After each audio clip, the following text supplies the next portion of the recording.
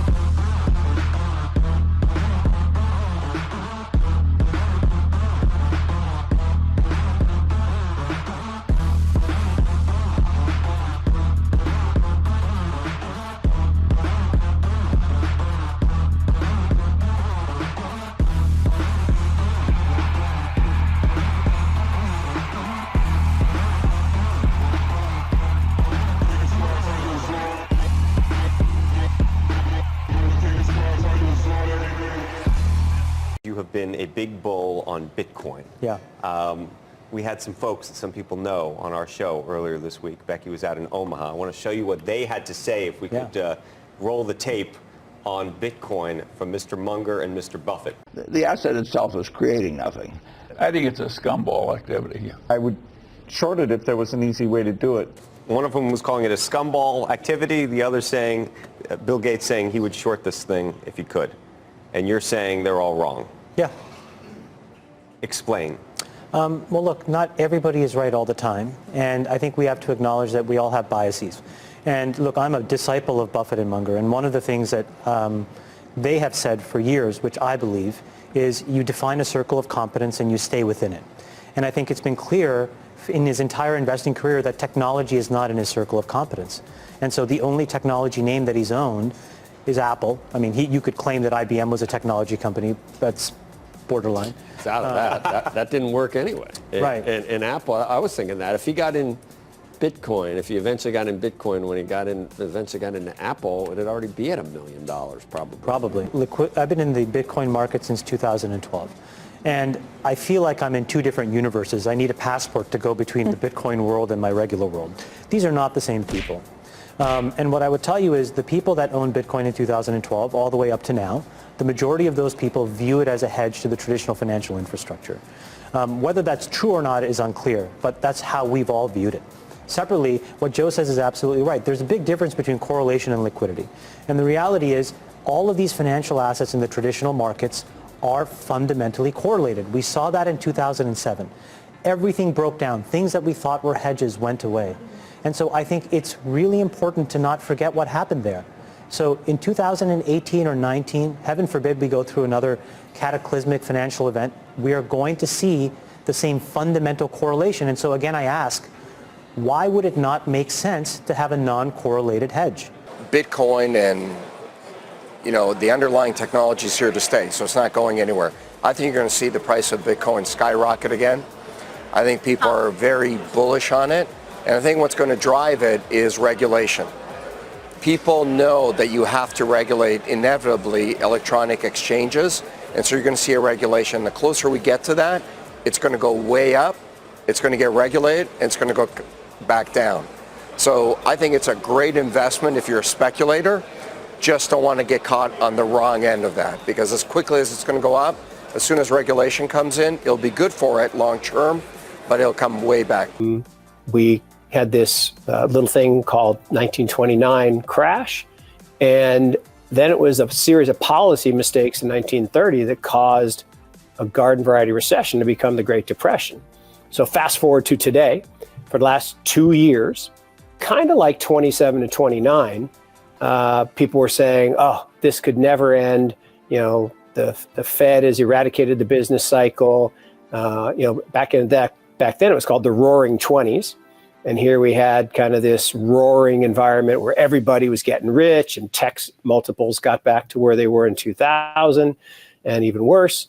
And so everyone thought that the Yellen / Powell put would save us. And now what we just found is that put expired worthless, and we've had a crash, the first part of what I think will be a bigger crash. We can talk more about that later. But so that's a long answer to your question, Pomp, about, look, we've seen this movie before. We know how it ends. All markets are cyclical. Trees don't grow to the sky. Valuation does matter. I would say Newton was right. Gravity rules. And if you go back to 1929, the great quote from Roger Babson, who was a big Newton aficionado, in fact, spent his whole life trying to invent an anti-gravity machine. But he said in September of 29, I repeat what I said last year and the year before. So he said it in 27, he said it in 28, and here he was saying it in 29, that a crash is coming and it could be terrific. And people didn't believe him the third time because he was wrong early, euphemism for wrong.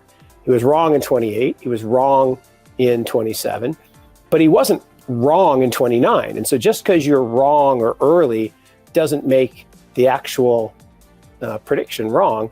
So market did crash just like you said it would. And I think the same thing happened here is for the last 2 years, myself included and others have warned that valuations were reaching stupid levels, that there would be this end of cycle correction, and that when it occurred, the risk is that the policy decisions would compound the problem instead of making the problem better. And I think that's where we are right now. And so as we look at kind of what's transpired, obviously there's the virus and, people I think will blame a lot of kind of the economic issue on that, but that's not the full story. So maybe kind of walk us through how have we gotten from that roaring period to now, double-digit losses in a matter of months, in really 1 month, in the stock markets, commodities falling, and kind of this deflationary liquidity crisis. Yeah, look, it is again that giant question for all of us to think about, and it's why Congress is pulling out all the stops and pulling out the giant bazookas with a couple trillion. And I love how we throw the T word around, right? I mean, in the 30s it was millions, and then in the 60s, 50s, 60s it was billions, and then in the 2000s it was hundreds of billions, and now we're talking trillions. And a trillion, just 1 trillion, forget 2 or 6 or whatever the number is, but just 1 trillion is $1 every second for 31,710 years. I mean, that's just a giant number. And so Congress is freaking out. The Fed is freaking out. They put out 4 trillion. Now that's a headline number. They've offered 4 trillion of support, but no one's actually borrowing that money. I think the day they put out the $1 trillion repo line, only 17 billion got pulled by the big hedge funds. And let's be very clear and transparent about this. The Fed action was to backstop these quasi-financial institutions that, while the banks don't need a bailout this time because they've been restricted because of Dodd-Frank in how levered they could get, there are no such restrictions on the big hedge funds and the prop trading desks off Wall Street. So they have huge leverage, arguably 10, 15, 20 times, and some of them were gone, right? They were just done. And I still think there's going to be some bodies that float to the surface here over the next couple of weeks. But all that money is really interesting about the about the leverage. I want to go a little bit deeper on that because 2 things here. So one is we've seen a couple of firms who haven't been able to meet margin calls kind of raise their hand and have to alert people to that. But I don't think people really understand this whole repo market and kind of bailing out of the hedge funds. Maybe just explain that a little bit more as to kind of what's happening there and then how the hell is it hedge funds on the other side of that? Yeah, look, it's a really interesting phenomenon, right? Which is leverage in and of itself is not a bad thing, right? Many of us use leverage in our lives, although I guess it's getting less common as less people own homes, but anyone who owns a home uses a lot of leverage, right? They put 20% down or less. Some FHA loans are 3% down or 2% down. So you're using a lot of leverage to buy physical assets. And it's not different in the banking and finance world. Like a bank takes a deposit and they hold a portion of it. They lend out 90 some odd percent of it. Fractional reserve banking, somebody else deposits that 90 cents, then they keep another 9 cents, they lend out 81 cents. And so you get this rehypothecation, you get this building up of leverage in the system. And all those loans that went to quasi-financial institutions or hedge funds, a lot of them started doing trades around fixed income markets that historically they wouldn't have done, because there was plenty to do in equity markets, but equity valuations got really high, and they would normally do things like arbitrage, merger arbitrage, or convertible bond arbitrage. But in a ZIRP world, in a zero interest rate world, arbitrage is really hard. When you think about it, if you're a dollar long and a dollar short, your dollar sits in cash. In the old days, you made 6-7% just on your cash. Then you made money on your long, you made money on your short, and you were levered. So making double-digit returns as a hedge fund was child's play. Now you had to have some skill, but it really wasn't that hard. In a ZIRP world, you're not making any money on your cash. You actually have to pay to borrow. So you have no short interest rebate where you were making money. You're actually paying to borrow. So you're in the hole. Alpha gets crammed down because there's so many firms competing for the same ideas. Because again, the old days of investing, it was about access to information, right? Not illegal information, but access to information. If you could get information faster, if you could get information that other people didn't have, then you had a huge advantage. Well, suddenly, with the advent of Bloomberg and other resources, information became ubiquitous. And once information is ubiquitous, access isn't really that valuable. Then it became about processing. Did you have computers that allowed you to process information faster, or model faster, or build, ideas faster? And the problem is then everyone got fast computers. So that went away. So then it became about synthesis. Like, who could synthesize and who could take all the disparate information? And information became a commodity. Again, information became ubiquitous. Everyone had the same information. It was in real time. You had actually regulations like Reg FD, as my friend in Boston calls it, regulation feckin' disaster, that disallowed people from doing their job, which would be to build relationships with corporate CEOs and CFOs and be able to ask them really hard questions. And the answer has to be no, I can't tell you that. I got to release the information to everybody. So it all became about synthesis and understanding what's not important and what is important. So all this comes down to the fact that these funds started doing some of the things that the infamous long-term capital management did. Things like basis trading, or things like convergence trading. And let's just talk about a convergence trade for a second. So if you take a 30-year bond, we know one thing with certainty. In 365 days, it will be a 29-year bond. And then it will no longer be what's called on the run, meaning the popular treasury for hedging and investment purposes. So with absolute certainty, in 365 days, it's a 29-year bond, no longer a 30-year bond. Now, a 30-year bond trades more expensive than a 29-year bond, even though they're basically the same bond. But you can make 5 basis points. Well, 5 basis points isn't a lot. But since it's a guaranteed event, there's no risk. Well, there's no risk if you can hold the trade for 365 days. But let's say you put on a 5 basis point trade and you put 100 times leverage on it. And let's say there's some dislocation in the market and that 5 basis point spread goes to 10 basis points. You've now lost everything. You get a margin call and you're forced to liquidate, even though you know with absolute certainty if you could just hold the trade.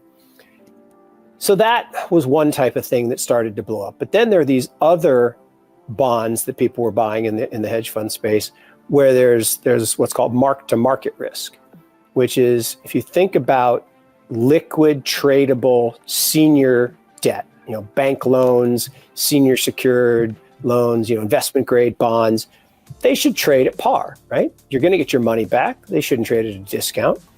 But wait a second. If there's a liquidity crisis if there's a period where people get afraid, and that's where COVID comes in, COVID becomes a stimulus, a prick to the bubble.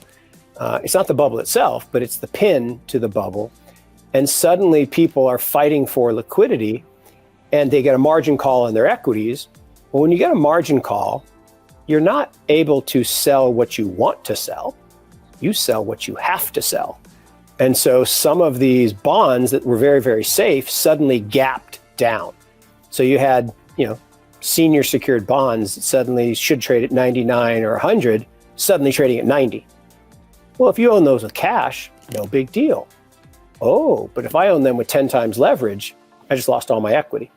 So these things start unwinding, and you saw, LQD, for example, the ETF for investment grade bonds fell 7% in 3 days. It's never fallen 7% ever. It shouldn't fall 7% because it's investment grade bonds. And those bonds, most of them are going to be money good. Unless, and we'll talk more about this later, unless the response to the virus in shutting down global economic activity leads to actual defaults in those investment grade bonds because they borrowed too much money, they didn't spend enough on R&D, they didn't save for a rainy day, and they don't get enough bailout money. That's a long-winded way of saying funds were doing things that normally appeared to have low risk, but a black swan event, which wasn't necessarily the virus itself. The virus is a bad thing, and we can argue how bad it is. And if you look at the number of people who've passed away from influenza this year, it's 23,000 in the US, and COVID is, had 820 deaths. Which one is worse? I'd argue 23,000 is worse than 820, but maybe 820 is going to grow, and so we can have that debate all day long. But the key is, it's not the virus, it's the response and the drop in economic activity, the drop of cash flows, and the threat of what seemed like a very, very safe thing suddenly becomes unsafe. Yeah. And so when we get into kind of the bubble gets pricked, right? The virus happens, the government essentially mandates economic shutdown, right? I keep saying the government literally told small businesses, you have to shut, which then forced them to fire their employees. And we get kind of this cascading effect. Then all of a sudden we start to see the Fed and politicians go to work, right? This is their time to shine. This is their Super Bowl. They're going to come in. They're going to save everyone. What do you think so far about the Fed's response, and then also about kind of the politicians and the stimulus response? Yeah, look, I don't like the Fed, full stop. Let's just be clear, right? They call it the creature from Jekyll Island for a reason. I think the Fed has one job, and that's to enrich bankers. And that's always been the job, right? The Fed was created by John D. Rockefeller's father-in-law, who was the most powerful senator in the world back in 1910.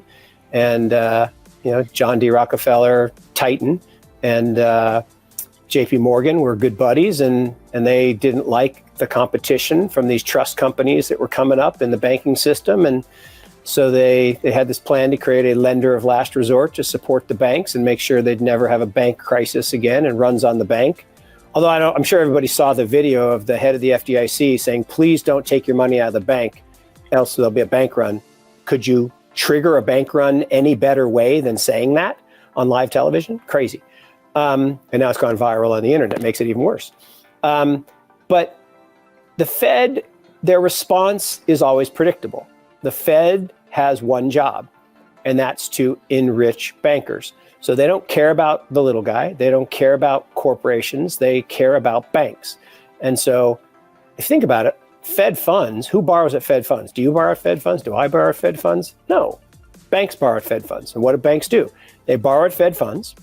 They buy treasuries because no one else would buy treasuries, because who would buy bonds of an over-indebted country that's issuing trillions of dollars of deficit every year? No one. So there has to be someone to buy it. So the Fed has bought all they can through QE. So they lend money to the banks, and the banks buy them. That's actually a riskless trade, right? JP Morgan last year had 0 negative trading days. That's impossible if you're actually trading, right? No one's that good. But if you borrow and invest in a riskless trade, that's a pretty good deal. And you lever it up 11, 12 times, you're good. So the Fed, since 2009, reliquefied the banks. Now, despite reliquefying the banks, the bank stocks are still falling. Why are they still falling? Well, because people have realized in zero interest rate world, or worse, negative interest rate world, the banking system breaks down. And then you look at Japanese banks for the last 20 years, they've gone down. European banks for the last 16 years, gone down. US banks are going to keep going down. And there's lots of reasons why that's going to happen. So the Fed's doing their job. They're trying to protect the banks and non-bank financial institutions, Citadel, Millennium, Bridgewater, all these other non-bank financial institutions that are now too big to fail. So I'll say the Fed's doing what the Fed has to do. Full stop, I don't like it. I don't think it's that effective. And I think the market last Monday was proof, right? The Fed says we're going to lower interest rates all the way to zero overnight, Sunday, emergency, after the emergency 50 basis point rate cut the week before. And the market still went down 10% that morning, or 9% that morning. So I think people realize that the Fed has lost credibility.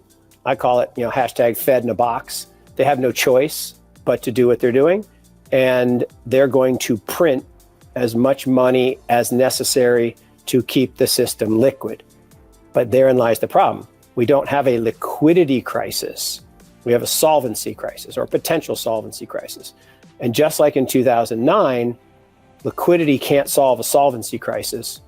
And the problem is we need a raft of bankruptcies to occur and cleanse the bad companies. So that's where the fiscal comes in. So now, as of this afternoon, I guess, we're going to have this giant save bailout plan where we're going to hand money to malfeasant CEOs and corporations who have frittered away their competitive advantage by not investing in R&D, not investing in people, not investing in property, plant, and equipment, not saving for a rainy day, levering up and buying back their stock because they needed to feed the beast of QE. Now, what do I mean by that? Well, the Fed is not allowed by law to buy stocks. Well, the only buyers of stocks over the last 3 or 4 years have been buybacks. Why? Well, because the boomers, myself and all my brethren and sisterin, right, 10,000 of us turn 65 every day. I still got 8 years to go. But every day, 10,000 of us turn 65. And another 10,000 of us turn 71 and a half. And at 71 and a half, you have to withdraw from your retirement.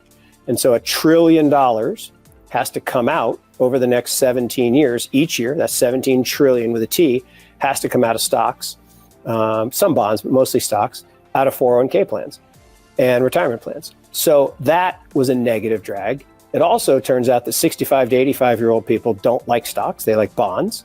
And other than Mario Gabelli, who took the picture of him buying green bananas yesterday on Twitter, legend, by the way, Mario's awesome.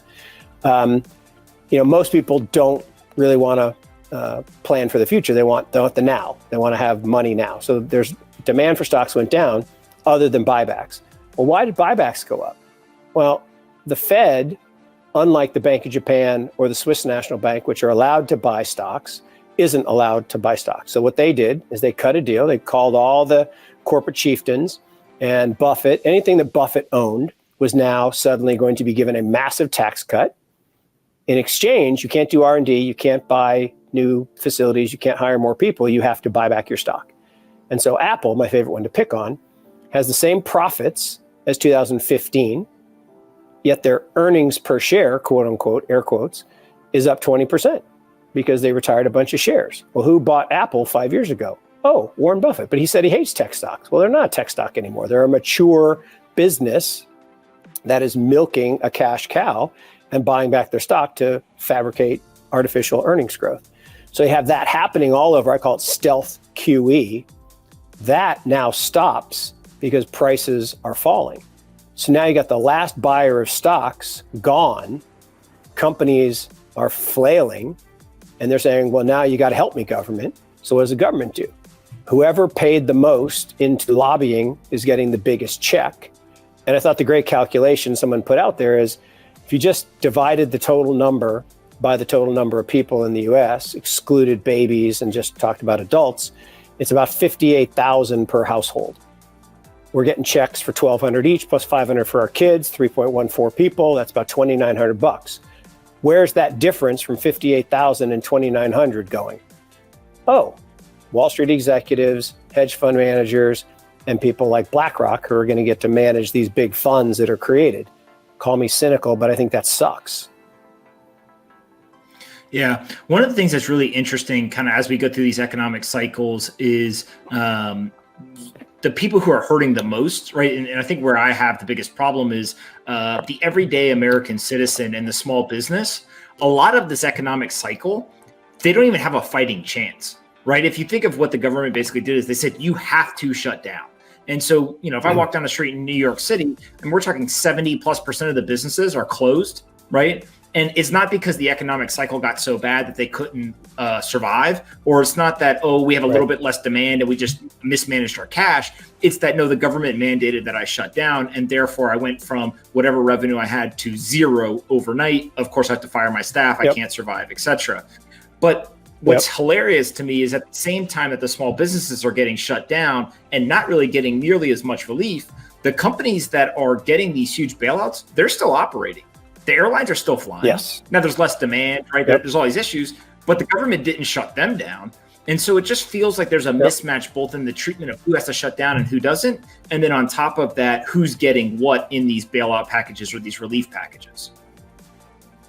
Look, you're tempting me to go down my rabbit hole and I even tweeted or retweeted one of your tweets today with this, that if we assume that that's not the plan, then everything makes sense. Unfortunately, if we assume that the plan is, as I call it, hashtag dictator playbook, if the plan is to concentrate the assets in the few and impoverish the many and make them dependent on government, then everything's working just the way it's supposed to. And all these decisions make perfect sense if you view it from that perspective, as opposed to the perspective of we want to help as many people as possible. And people say, oh, that's ridiculous. Why would they want to do that? So let's think about the series of events that's happened over the last 3 or 4 years. Everything has gone to this plan, right? They gave the fat cats, right, the corporate executives and corporate companies, the big tax cut. The middle class didn't get a big tax cut. The impoverished didn't get more help, didn't get more resources. We didn't increase lending for small business formation. In fact, we have the smallest rate of small business formation.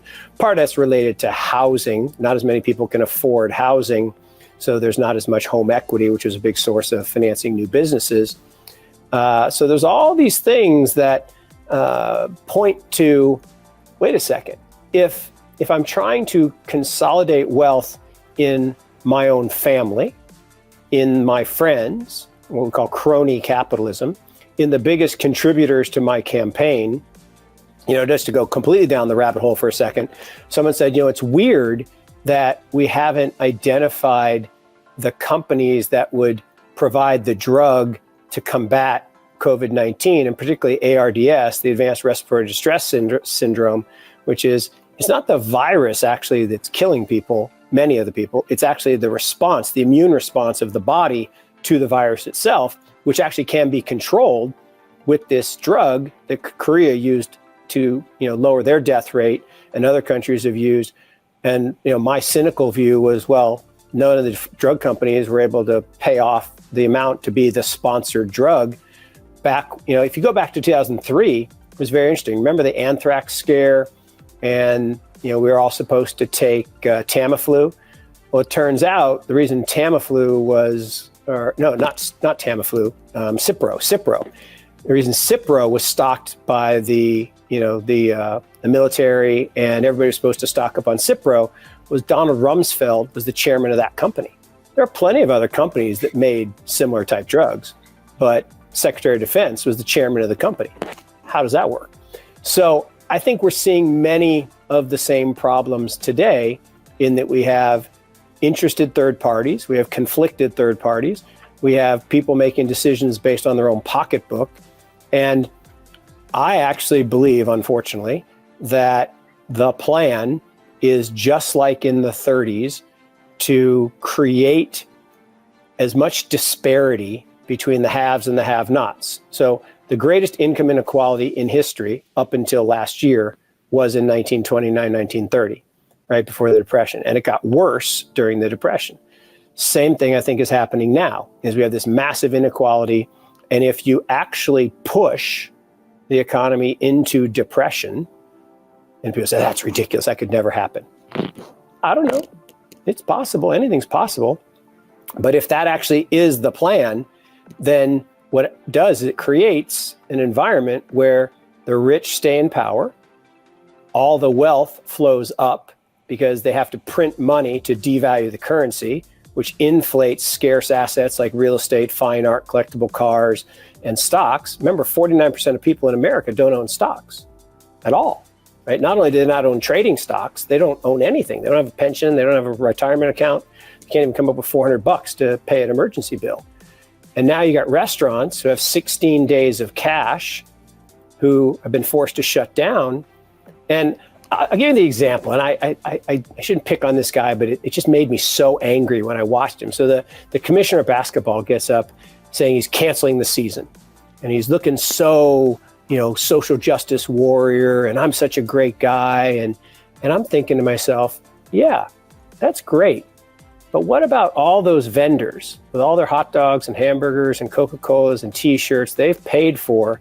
They're not going to be able to sell. Who's going to pay their rent? Who's going to keep them from being homeless? Who's going to pay their healthcare premiums? So now they don't have coverage. What if they actually get the virus? I mean, you could spiral into some really, really dark times, all on the account of, we want to slow the spread of this particular virus. But I'm like, wait a second. There are threats every single day. I said 23,000 people have died of influenza. A whole bunch of people, here's a number most people don't know, 1.2 million people this year will die from tuberculosis globally. Not very many people in the US, but around the world, 1.2 million people. That's a lot of people. No one ever talks about shutting the economy down to stop the spread of tuberculosis. So I just think there's something else going on of why this is the thing that we chose to literally grind economic activity to a halt. And the problem with flywheels, right? Once the flywheel stops, it's really, really hard to get started again. And I think the economic damage is going to be really bad for a while. Yeah, one of the things that and this is always a sensitive subject, so I caveat it with for people to listen to what I'm saying and kind of leave the emotion at the door. But Jason and I were talking about it. It's just like when you have bad data, whether you make a good analysis or a bad analysis of that data, you end up making bad decisions because the data was bad. And what I mean by bad data here is we know with pretty high accuracy how many people have died, right? For the most part. Yes, there are some questions about somebody could have died and it could have been labeled or mislabeled or whatever. But for the most part, we know the people who have died from the virus and kind of their immune response, et cetera. What we don't know, and pretty much everyone admits, is we have no clue how many people actually have the virus or have been infected. Right. And the data points that just blow me away are, they tested like 2 NBA teams and 9 people on the team on the different teams had COVID-19, and they're out there playing NBA games, the night before, 2 days before. 1 out of the 9, I think, showed symptoms. And so you get into this thing where there's actually probably a lot of people who have, they're asymptomatic and they're kind of walking around and maybe they thought they had the flu or they don't show any symptoms ever. Yeah. And so when you don't understand what the accuracy of the denominator is, we just can't make good decisions because we don't have the testing in place to actually understand how, what is that mortality rate? How bad is this? And then we go and we make, obviously very kind of bold decisions, whether they're good decisions or not. We just don't know because we don't have good data to look at. No, it's such an important point. And look, we know the data is bad, right? There's no question the data is bad. We didn't have enough tests. We weren't even aware of the virus in its presence in the US for probably 4 or 5 weeks. It was probably here and we just didn't even think about it. So we know the data is bad. And to your point, the death data is absolutely easy to ascertain, right? There's a death certificate, there's a body. Now, what we are learning, it is possible in some cases where there's comorbidity, right? Someone has lung failure or heart failure, and then they get the virus while they're in the hospital. And if they code that as a coronavirus death, is it really? So that's one of the things that they're talking about in Italy. Because if you look at Europe, Europe is really the epicenter of the virus, in addition to China. And if you look around Europe, one of these things doesn't look like the others, right? Germany, almost no deaths, like 194. Switzerland, one of the highest per capita infection rates, very low number of deaths. The Nordic countries, Sweden, Norway, and Denmark, very low number of deaths. So it's only Spain and Italy where you have this very high mortality rate or case fatality rate. That just seems odd. The data just seems inconsistent. So to your point, if you have bad data, you're going to react to things and you're going to make potentially bad decisions. It's kind of like we're talking about in investing, right? If you had access to good information early, you could make a good decision. Well, what if you had access to bad information? What if somebody fed you bad information? You'd make a bad decision. Or what if you synthesized the data wrong? You missed something in your exclusion, you'd make a bad decision. Or what if your model had a mistake? There's the famous story of one of the most successful real estate investors in history, Barry Sternlicht. He was kicked out of JMB Real Estate in Chicago because they blamed him because they said he took down the firm because he had a mistake in his spreadsheet, because none of the other partners knew what a spreadsheet was back then. I'm that old, right? And the crazy thing was Barry might have had a mistake in the spreadsheet, but that's not why they went down. They went down because they had too much leverage on real estate into the financial crisis in the 90s. So it wasn't Barry, and Barry turned out to be a really smart real estate investor and billionaire now. So he's done okay. But the other thing that's interesting to your point is some of the decisions we're making are decisions without knowledge. And I'll use just one example. So school closures. Sounds like a great idea. Oh, it's brilliant. Oh, let's think about this for a second. We know one thing about this virus. Its impact on aged population is much, much worse. The case fatality rate for over 70, much, much higher than under 70. And in fact, under 65, the recovery rate is like 99.9 something. So it's not 100, but it's pretty close. So, and in the lower cases, there's very few incidents under 10, almost no incidences under 10. Very strange, but that's what it is. So if we left schools open, those people who are young, healthy, and resistant to the virus could have kept the virus amongst themselves. By closing schools, particularly colleges, and sending those people home to be with their parents who are my age in their late 50s or their grandparents, what if? And I'm not saying that necessarily happened, but it's a higher likelihood of spreading the infection to the vulnerable population. And when we think about actions, we have to think about reactions. And the closure of all activity seems like a really bad idea. The protection of vulnerable populations, like my parents are in their 80s. I am really worried about them being exposed because this virus is very harmful. And in fact, to personalize it a little bit, one of my very good friends, his wife lost both parents in the last 2 days to COVID-19. Tragedy. I mean, absolute tragedy. You just can't even comprehend it. So I'm very worried about this. And I'm doing everything I can to protect that vulnerable population, even to the point of excluding my contact with them, my kids' contact with them, their grandchildren. We're just not going to let it happen. So I think thinking through the process rather than just reacting to the process probably makes a little more sense. Yeah, and I think as part of this, I want to talk about kind of winners and losers, right? And there's kind of the macro view, winners and losers, which is I really look at it as a trade-off decision between we can let the healthcare system kind of collapse or be inundated, or we can let the economy collapse, right? And it seems to be everyone is presenting this black and white choice. I think you and I probably are more, hey, it doesn't have to be a black and white solution, right? And what the details of that are will be debated forever. But I think just getting people thinking along that line is important. let's go back to the investing world. And as we see this kind of market chaos and the fallout of the liquidity crisis, et cetera, who are the winners and the losers kind of coming out of these situations? What are the types of investors or strategies that should be doing really well versus the investors that are probably just taking it right on the chin and losing a lot of money right now? Yeah, look, it's a really interesting dilemma for investors because, in times of true crisis, and we have to say this is a crisis or a crash or whatever word you want to use, there's really only one place to really hide, and that's cash, right? Cash is king. It always has been. And people say, oh, but it gets devalued. Well, yeah, over the long term, devalued. Short term, particularly dollars, actually appreciate because flight to safety is the world reserve currency. So, owning dollars has actually been a really good place to hide. The other thing that's been a winner is bonds. And, it's interesting that most people would say, well, bonds are an inferior investment to stocks. Well, yeah, over long periods of time. But actually, in the last 20 years, long duration bonds have beat stocks because interest rates have continued to compress. And look, we're going to have lower for longer and potentially even negative rates around the world because of bad demographics, too much debt, and deflation.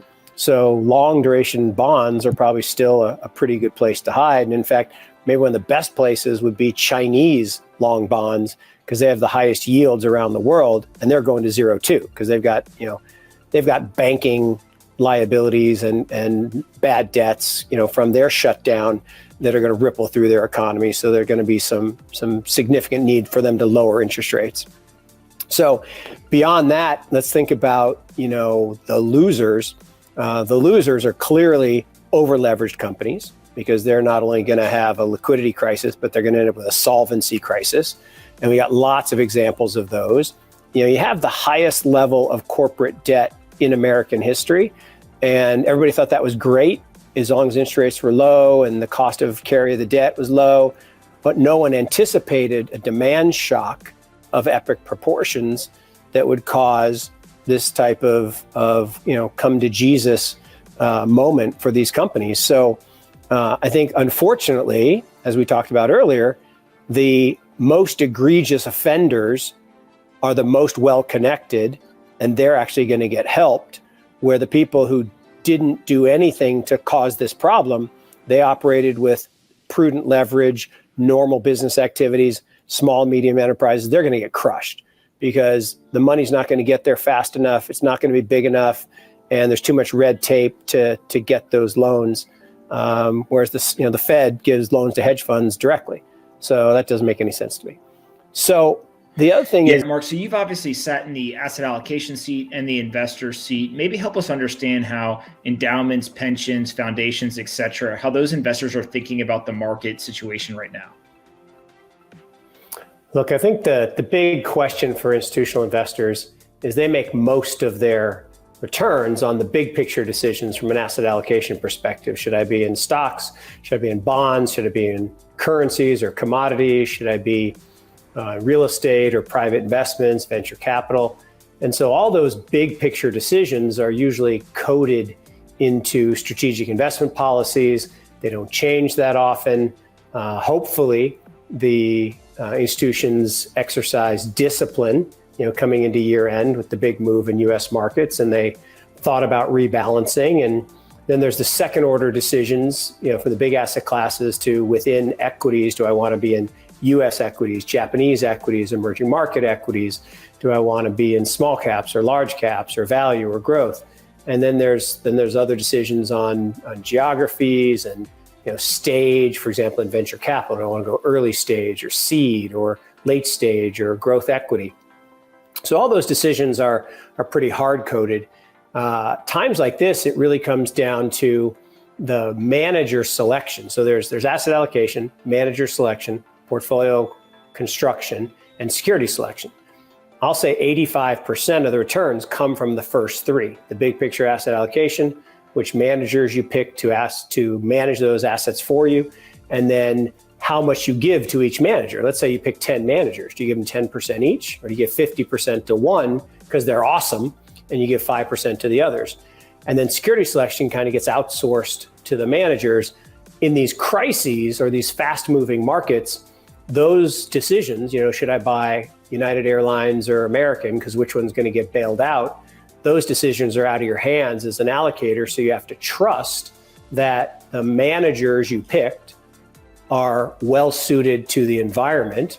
One of the challenges there is, what if you had a whole bunch of growth managers coming into the end of the year? You didn't rebalance, and all these guys were long the fangs, and the fangs start getting crushed, and then the passive unwinding, as I call it, hashtag passive aggressive, starts happening, where on the way up, it's a virtual cycle. All the growth names go up because the ETFs have to buy them, and the low volatility ETFs have to buy them, and then the momentum ETFs have to buy them.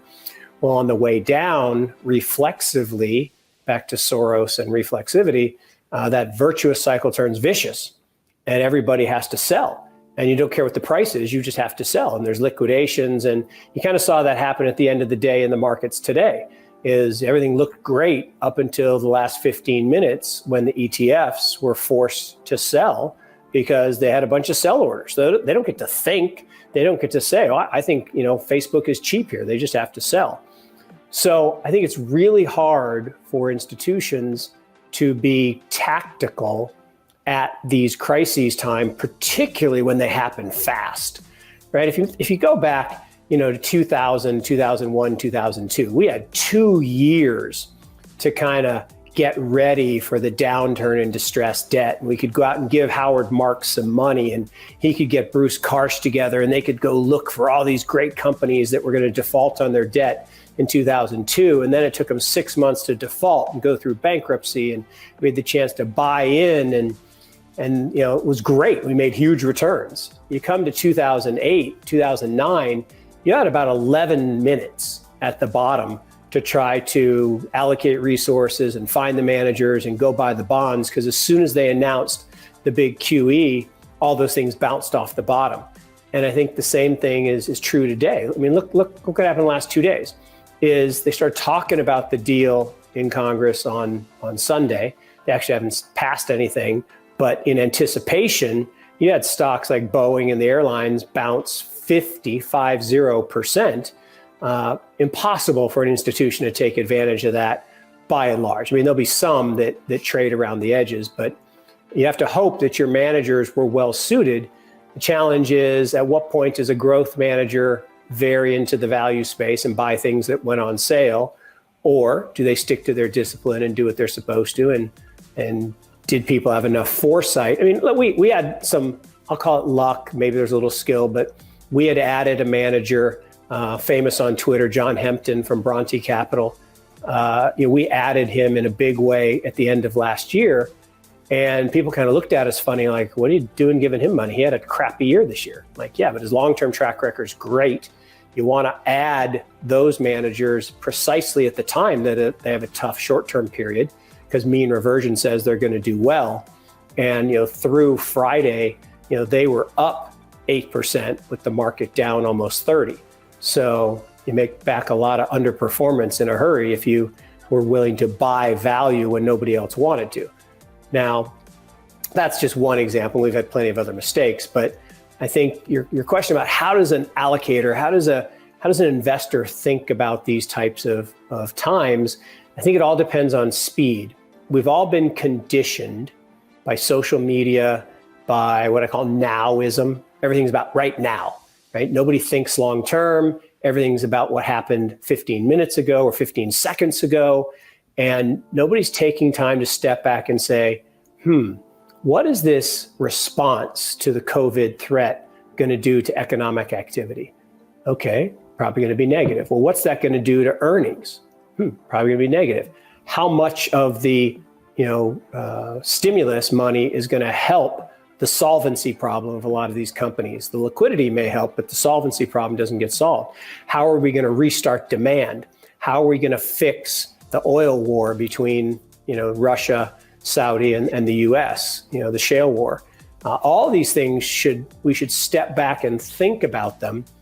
But because we're all conditioned to, oh my gosh, it's going to be a V-shaped bottom and I'll miss it if I think.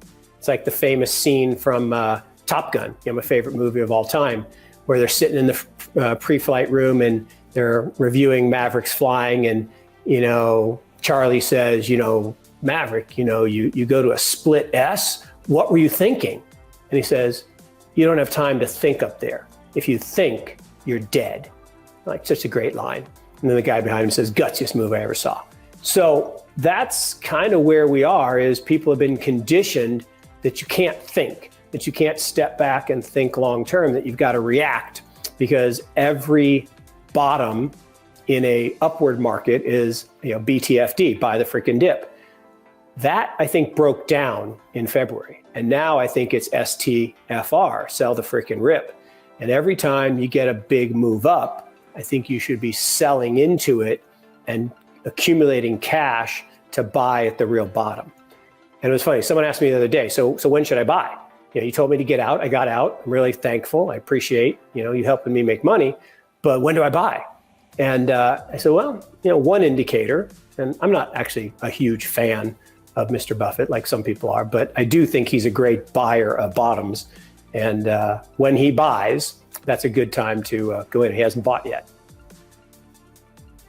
Yeah, it's pretty interesting that he's sitting there on, $120 billion of cash. We've heard nothing from him yet. So I'm sure he's cooking up something there. Yeah. I want to go through, I don't even know if you know that this happens yet or not. Speaking of investors and kind of big bets, Bill Ackman today wrote a letter, and in the letter says that at the beginning of March, he put a $27 million short on to basically bet on the economy tanking and the market's going down. And it has produced $2.6 billion in profits. One, did you even know this? And two, what's your thoughts about this? Yeah, look, I knew about it and heard about it a little earlier. Couple things. Look, Bill Ackman, he's very good at structure. So the decision, to put on a position that you think that the market's overheated or overvalued and is going to go down. You could just get out, right, and go to cash. And if the market goes down 30%, you save 30%. And that's fine. And you look like a hero, but you only made 30%, or you only saved 30%, so to speak. Or you could have actually shorted the market and actually made money as you shorted the market. Well, you could have bought put options and got some embedded leverage from those options and get a better return. But what he did is he bought credit default swaps, and credit default swaps are instruments that, and we learned all about credit default swaps in the Big Short during the subprime crisis. And, we, at the time, way back then, we had 10% of client money in the Big Short trade, with managers like Kyle Bass and John Burbank and John Paulson. And it was amazing. It all came down to one of our clients saying that he deserved to live in these big, expensive houses in Las Vegas, and the 35-year-olds next door to him with, a job and kids didn't. And he said, find me a way to get short. So we found him a way to get short. But credit default swaps are pretty amazing because they have monstrous embedded leverage. And so you can put a very small amount of premium down. And if it goes your way, you can make 100 times or, more of your return on invested capital. So, great for Bill for doing that. And, we made a lot of money doing that in 2011. We bought credit default swaps on Europe when the European debt crisis happened and Greece exploded. We did, a bunch of things like that. And credit default swaps are amazing. But here's the problem I have with Mr. Ackman. And, he was on TV not many days ago, basically saying the world was ending and that one of his primary holdings, Hilton Hotels, was going to zero. Now, as he was saying that, he was taking the proceeds of the credit default swaps and buying Hilton stock, as other people were selling, watching him say it's going to zero. I think that's abhorrent. I don't understand how the SEC is not looking at that and saying, what the hell? So, look, I unfortunately have not friends with Bill, but I've made his acquaintance on a number of occasions. And he's a very arrogant guy. He thinks he's kind of above the law. And I'm just sore, quite honestly, because in the global financial crisis, we saw what was coming in real estate. We were short real estate. We were short subprime. And we bought bonds in this company called General Growth. And we bought it for about 50 cents on the dollar. And General Growth declared bankruptcy. We're like, awesome. Okay, we're going to get all the assets, all the shopping malls. We're going to double our money on the bonds. And we're going to own the equity in the restructuring. Well, in bankruptcy, equity is supposed to be extinguished. But Mr. Ackman somehow convinced Mr. Diamond at JP Morgan not to foreclose on the equity. Didn't enforce the covenants of the bonds. So that equity then went up 39 times. It was best performing equity over the next 10 years, post-global financial crisis, and we got screwed. So maybe I have a personal little pet peeve on that. I did not know all of that, which makes it even better that I asked. You didn't know that. You did not know that. In fact, I've never told many people that story, and here I am telling the world on the podcast. So, oh well. I want to end real quick with just throwing some assets out at you and kind of what you think the 5 to 10 year outlook is for those assets. Let's just start with domestic equities here in the United States. Yeah, and I love the fact that you're thinking 5 to 10 years, because that's exactly the time horizon you want to have in situations like this. 5 to 10 minutes, 5 to 10 hours, 5 to 10 months, no idea. But 5 to 10 years, I can give you a pretty good answer. So, U.S. equities 2 months ago were priced to produce about a -3, -4% compound return for a decade. It says, oh, that's impossible. Well, no, it's not impossible. From 2000 to 2010, you had a -2% return compounded per year for 10 years. And we are priced at that level. So today, at current valuations, we're probably close to 0 to 1%. So I think the index of U.S. equities is still a bad place to have a lot of capital. I think within that index, there's a lot of overpriced assets in the growth side. I think the FANGs are still wildly overvalued. And I think the value stocks finally are undervalued, and it's time to be a value investor. Here's a great stat. So in 2000, Seth Klarman was running Baupost, still is running Baupost, and no one would give the guy money. Everybody said, look, you underperformed for 10 years. He had underperformed the S&P for the previous 10 years. He's still done fine. He still generated good returns, but he'd underperformed by multiple 100 basis points per year. And everybody said, you stink. Right? Value's dead. No one would ever buy a value stock again. Why would I invest in Baupost? And he couldn't raise any money.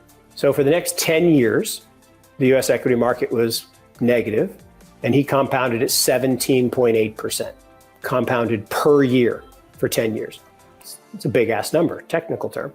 And so today he runs around $30 billion, and he just wrote that he's, for the first time in many years, looking to take in additional capital because he sees incredible opportunities. So I think the next decade is going to be awesome for value investors. So if you have good value investors, give them capital. I think that's the place to play in the U.S. markets. Got it. What about emerging markets or international stocks? I think they will absolutely outperform U.S. markets over the next decade. Look, it's been a horrible 10 years. Particularly for emerging markets relative to U.S. markets. And I think that's going to reverse. It always does. It mean reverts. And I think part of it is the dollar trade. The dollar has been very strong. I think you've had Brent on the podcast to talk about the dollar milkshake. And there's lots of stuff going on in the dollar. Look, 8% of global trade occurs with the United States. 60% of global transactions are denominated in dollars. So, and that's because of the historical petrodollar system, which is under attack now by Saudi and Russia because of oil prices. But all of that, I think, is going to change. We're going to move to a new currency regime. And I think the dollar is going to be weaker over the next decade, which is going to be a tailwind for international assets and emerging markets. And I think emerging markets is where all the growth is. And the interesting thing about emerging markets is you make the most money when things go from truly awful to merely bad. And we've had a truly awful period over the last few years. And I think it's about to go to merely bad, and you can make a lot of money. Got it. Oil? Look, oil is a tough one. I never would have believed that Saudi would commit to flood the market with oil the way they have and push prices down. The math just doesn't work, right? If you're pumping 9.6 million barrels at $50 and you're going to try to get to 12 million barrels at $20, you lose money. That's a bad trade. And yeah, you're going to push a handful of companies in the US into bankruptcy, but that's not going to help you long term because they can't produce more than 12 million barrels, from what I understand. And Russia is going to be a big beneficiary because they can continue to sell at these prices because they need lower prices to balance their budget at the government than Saudi does. So I just think this oil war is kind of foolish. I do think that the U.S. is a swing producer now and that they are going to have to take some pain. Historically, OPEC took all the pain and the U.S. shale companies just took all the excess capacity. So now, on top of that, you have a demand shock that is maybe unprecedented in history. I think it's going to end up being worse than the Great Depression. Think about it. We've ground global activity to a complete halt.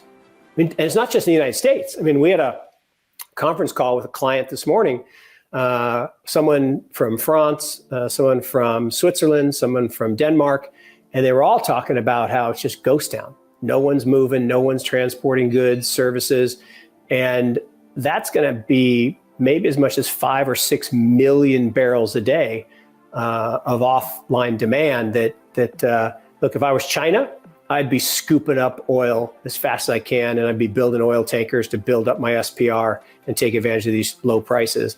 That would buffer some of the demand shock. They did it during SARS, and that's why oil prices didn't crash as much. I just don't think they have the capacity today because they're dealing with other things.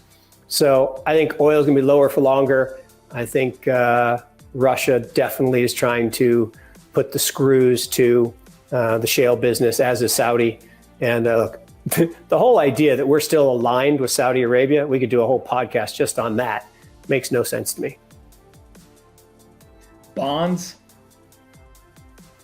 Okay, I'm a big bond fan. I think interest rates are going to be lower for longer. I think owning long duration bonds is good. I think you got to be careful with credit. I think there's a lot of credit that is going to go bust. Energy credit, kind of interesting, at 26, 27% yields. Last time that happened, that was a pretty good buy. So I might go scoop up some energy bonds, and maybe some of those companies go bankrupt and you end up getting converted to equity, and then you make even more money. So I might do a little bit of that. But long-term government bonds, and like I said earlier, Chinese bonds are kind of interesting because they have highest yields, and those yields are going to zero too. And then we'll finish up with gold and Bitcoin. Love it. So look, gold is money and everything else is credit. And gold has been money for 5,000 years. An ounce of gold buys a fine man's suit for 5,000 years. Go to Savile Row today. It's about $1,600, right around where gold is. So gold is a good asset. You should have a little bit in your portfolio. It's a great absolute hedge, but there's something better. And that's Bitcoin. Bitcoin is digital gold. It's the perfect safe haven asset. It can't be a safe haven. It has too much volatility. It's a nascent asset. All nascent assets have high volatility. And volatility, again, I think you talked about this in a recent podcast. It's a feature, not a bug. And you want to embrace assets with high volatility if you have a long time horizon. I can guarantee everybody no volatility. Buy T-bills. You have no volatility, and you'll have a crappy investment performance for the rest of your life because inflation will chew up all your returns. That's a bad strategy. So you want to seek volatility, and you want to seek volatility in assets that are uncorrelated to other assets in your portfolio. And the beautiful thing, bonds are 30% correlated to stocks. They're not zero, they're not negative. Bitcoin is 15% correlated. And that doesn't mean every day, every week, every month, but over the long term, it's 0.15 correlated. And that's because the return stream from Bitcoin comes from other things beyond GDP growth, profits growth, and interest rates. That's where traditional assets earn all their returns. Bitcoin grows because it's a network. It grows according to Metcalfe's law, 1 over the sum of the inverse of squares, or 1 over the sum of the squares. And then you've got millennial adoption. I talked about this with somebody earlier today. Look, if you ask anyone over 35, who's your broker? Oh, Merrill Lynch. Well, how much money do you have in gold? Oh, 10%. How much Bitcoin do you have? Oh my God, are you kidding? It's a Ponzi scheme. Ask anyone under 35, who's your broker? I don't have a broker. What are you talking about? How much money do you have in gold? Gold? Are you kidding? It's a relic. No, I've never owned gold. How much Bitcoin do you have? I don't want to talk about it. What do you mean? I'm embarrassed because the percentage is so high of my net worth. So there's going to be $37 trillion, $37 trillion, not from government assistance, but the boomers, as we age and eventually pass on, we're going to, bequest that money down to the millennials, and they're going to inherit $37 trillion. It's not going into stocks, bonds, and gold. Some of it's going into Bitcoin and other crypto assets as we tokenize the world. And look, you know it, I know it, every stock, every bond, every currency, every commodity in the world is going to be tokenized. Bitcoin is the operating system or the base layer protocol on which the internet of money or the internet of value or the trust net, as I like to call it, operates. And MOIP, money over internet protocol, is the biggest wealth creation opportunity you and I are going to see in our life. Well, you're going to have a longer life than me, but I'll probably see in my lifetime. So that's a long answer for why I love Bitcoin, but it's a must-have in your portfolio, and it's time to get off zero.